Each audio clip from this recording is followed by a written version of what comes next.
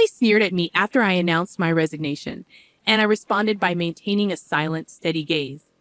Our conversation had revolved around the company's decision to cut labor costs, with particular disdain aimed at those supposedly exploiting overtime pay.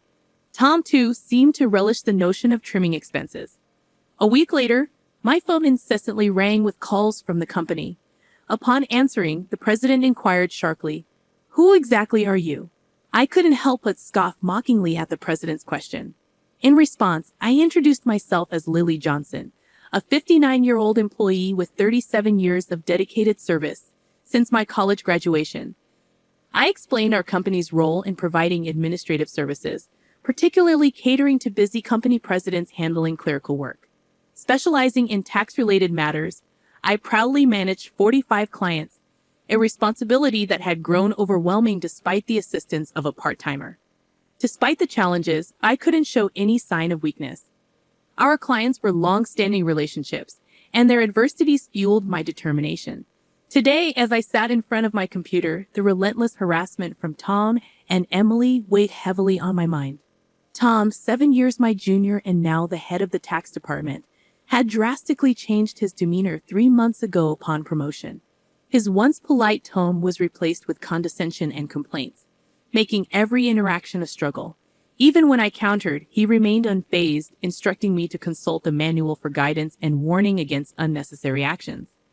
Emily, Tom's assistant, joined in the harassment, criticizing my efficiency and mocking my rank and file status. Despite being the first to decline a promotion to department head, a fact unknown to Tom and Emily, I committed to completing my regular duties. Their harassment persisted, with Tom accusing me of increasing overtime, branding it a waste.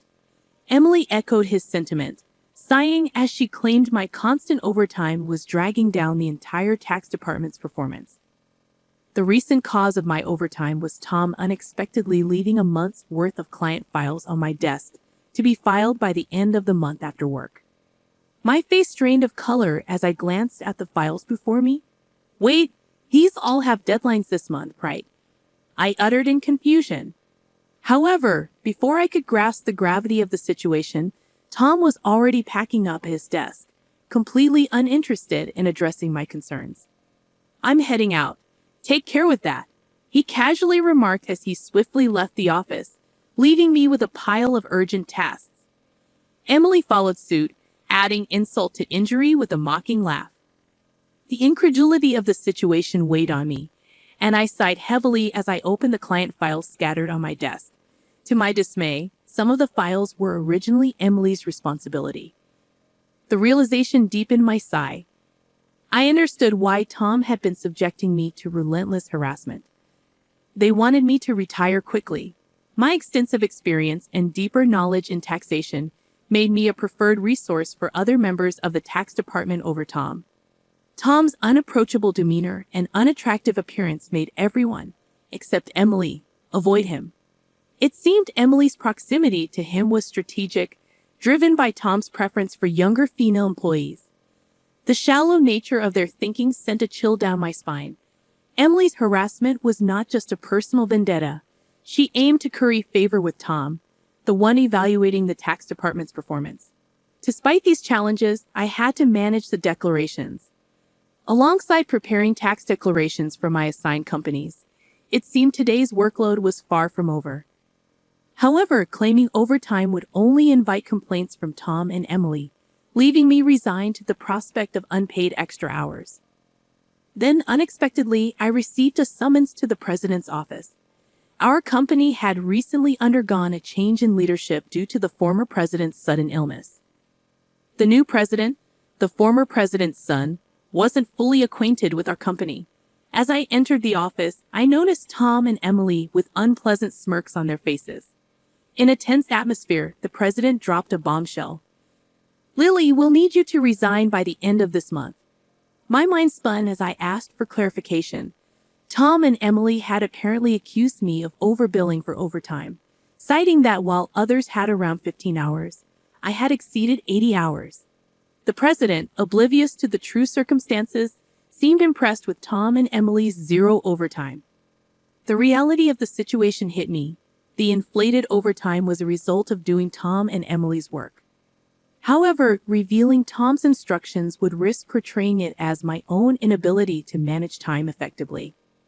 I presented the facts, asserting that I hadn't overbilled for overtime but struggled to finish my workload within regular hours. The president sighed deeply, expressing doubt but acknowledging the lack of evidence to pursue the matter further. Nevertheless, he insisted that they couldn't retain someone working at such a slow pace. Resigned to the situation, the president suggested my resignation, and it seemed his mind was made up. Told to leave the company I had devoted 37 years to, I felt a weariness settle in. Despite my dedication, the additional workload from Tom and Emily went unappreciated. I agreed to resign at the end of the month, acknowledging that I had already communicated my decision to the president. As I glanced at Tom and Emily, their vulgar smiles reflected satisfaction. Leaving the president's office, Emily taunted me with a sarcastic, "Thanks for quitting," her sneer cutting through.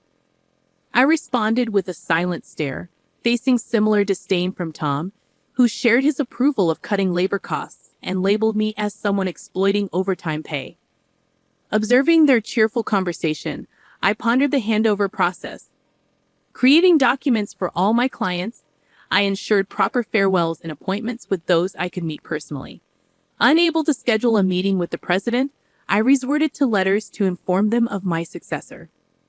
A week post-resignation, enjoying a moment of relaxation at home, my mobile phone rang. Seeing the company's call, I hesitated, having already completed social insurance procedures. However, persistent calls from both the company and Tom and Emily's personal mobiles led me to answer reluctantly. As I picked up, the president urgently spoke, asking, "Who exactly are you?" I couldn't help but mockingly reply, "Just an unemployed lady who resigned from the company, nothing else." In response, the president urgently explained the chaos since my departure. 49 calls to stop transactions with the company.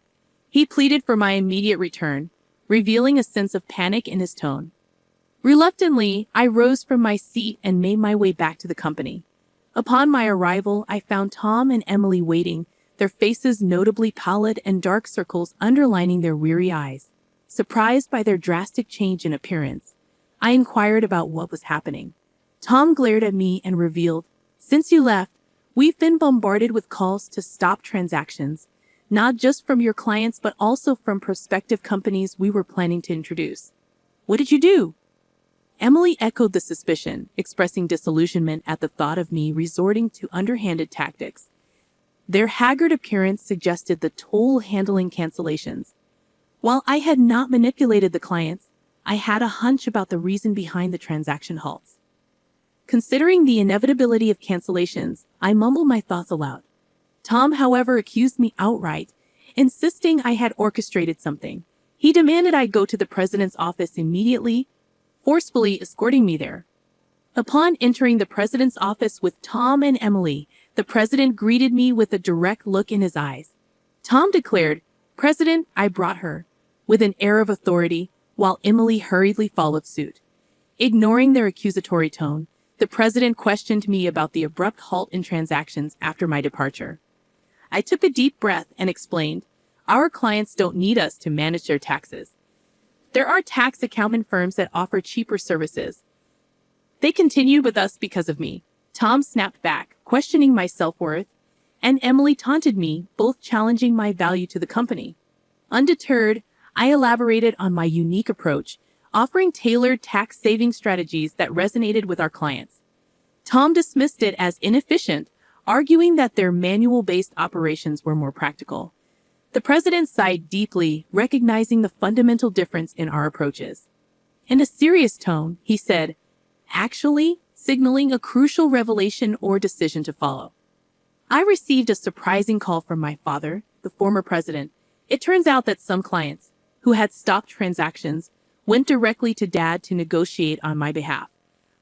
I hadn't anticipated clients going to such lengths for me. Dad emphasized that the tax department thrived because of my contributions. Not only did I manage my clients efficiently, but I also supported my colleagues' clients, possessing knowledge that even Tom couldn't match. Dad disclosed that if I hadn't declined the promotion, I would have held a higher position than a department head by now. The current president expressed regret with a pained expression. Emily appeared shocked, probably grappling with the idea that I could have been her superior. The president apologized for making me resign initially and asked if I would consider revoking my resignation. According to Dad, I was indispensable to the company. While I appreciated the change in the president's perspective, I hesitated to accept. Tom interrupted our conversation, visibly upset, and protested the president's decision, questioning why I was chosen over him. Emily echoed his sentiments, praising Tom's leadership and expressing disbelief at the preference for me. The president then sternly addressed them, revealing that since my resignation, numerous complaints had been received from the tax department, suggesting they had been shifting their workload onto others.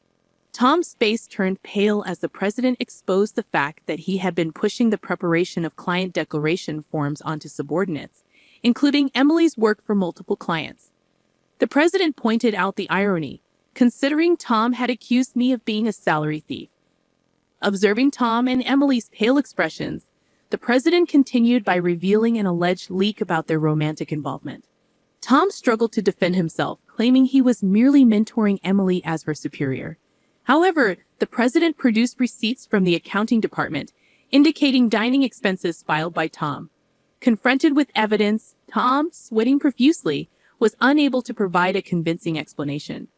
Emily, too, turned ghostly pale as the president accused them of neglecting their duties, inflating expense claims, and violating company policy by having an affair in the office while being married. In a calm and straightforward manner, the president declared the termination of their employment effective immediately. Tom and Emily tried to resist, promising to retract the receipt claims and pleading for their jobs. "I have a family," Tom desperately pleaded, attempting to reverse his termination. Emily echoed his sentiments, tearfully expressing her fear of being fired. She promised to apologize to me and others for burdening them with work. Realizing the gravity of the situation involving neglect of duties and an affair with a supervisor. Concerned about her reputation, she implored for a second chance. Sensing their desperation, I offered advice.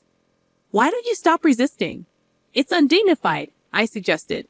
Tom glared at me, retorting, "Shut up. What would a single person like you understand?" I sighed, reminding him, "Tom, you were the one who got me fired. It's just karma. What goes around comes around. Why don't you take some responsibility and reflect a bit?" Frustrated, Tom looked away, while Emily bit her lip in distress. Aware of more details about their misconduct, I turned to the president, asking with a smile if I should share them. Tom and Emily frantically tried to stop me, fearing further exposure. I issued an ultimatum, warning them that wrongdoings would eventually come to light, urging them to face reality before it worsened. At my words, both Tom and Emily collapsed to their knees, and the president decided to fire them on the spot. Later, I revealed more about their misdeeds, including Tom faking business trips to spend days with Emily and their insidious tactics of harassing disliked employees into quitting. Despite my attempts to help those employees, Tom and Emily's strategies were relentless. They repeatedly reprimanded and pressured employees out of my sight, often assigning sudden tasks with tight deadlines. The resigned employees had initially asked me to keep quiet, but since they were now happily working elsewhere, I decided it was time to speak up. The president, furious at my revelations, expressed anger about cutting Tom and Emily's final salary. He planned to thoroughly investigate past inflated expense claims. Tom, with tears in his eyes, begged the president not to cut his salary, fearing the impact on his family. As the truth unraveled, Tom's affair with Emily came to light, leading to Tom's divorce. The two now faced claims for compensation in the divorce lawsuit, marking the consequential aftermath of their actions. I became aware of the situation when Tom reached out to me, seeking assistance in persuading the president to reconsider their firing. Emily and Tom found themselves in dire straits. Despite their efforts, they struggled to secure new jobs in the tax industry. The industry's close-knit nature meant that word of their misdeeds spread rapidly, making potential employers hesitant to hire them. Desperate for income to cover divorce compensation and living expenses, They resorted to day labor at construction sites, a stark departure from their previous office roles. Emily would often call me in tears, pleading for help. "Lily, please help. I only wanted a better life, and I never truly liked Tom," she'd cry. However, I couldn't ignore the fact that their predicament was a consequence of their own actions. Many, including myself, had been impacted by their behavior. I reminded Emily that the consequences were a result of her choices. "You can't unring a bell," I told her firmly. Facing hardships was the consequence of her decisions. Emily's despair echoed through her protests. Despite her regrets, the outcome remained unchanged. As for me, I chose to distance myself from the chaos of the corporate world. Despite the president's pleas for my return, I declined. Once told to resign, I had no desire to return.